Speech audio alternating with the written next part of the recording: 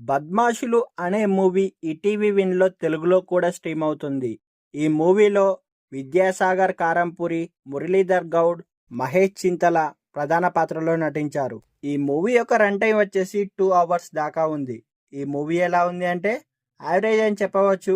ఈ movie first half average, second half below average అని చెప్పవచ్చు. ఈ మూవీ యొక్క స్టోరీ విషయానికి వస్తే, కోతులగూడెం అనే గ్రామానికి చెందిన బార్బర్ ముత్యాలు అలియాస్ విద్యాసాగర్ కారంపురి, తిరుపతి అలియాస్ మహేష్ చింతల గారు ఇద్దరు స్నేహితులు. ఇద్దరు బాధ్యత లేకుండా ఎప్పుడు తిరుగుతూ ఉంటారు. దీంతో అందరు వీరిని బద్మాషులని పిలుస్తూ ఉంటారు. అయితే వీరు ఒకరోజు తాగుడికి డబ్బులు లేక దొంగతనం చేద్దాం అనుకుంటారు. స్కూల్లో దొంగతనం చేస్తారు.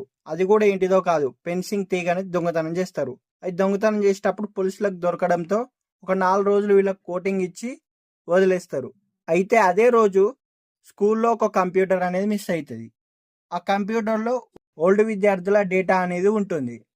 ఆ కేసు కూడా వీళ్ళిద్దరిపైనే పడుతుంది.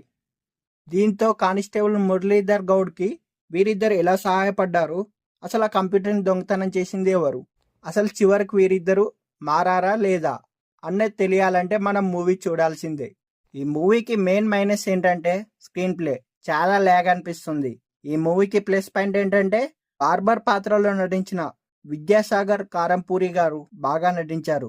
అలాగే తిరుపతి క్యారెక్టర్లో చింతల మహేష్ గారి యాక్టింగ్ కూడా చాలా బాగా అనిపిస్తుంది.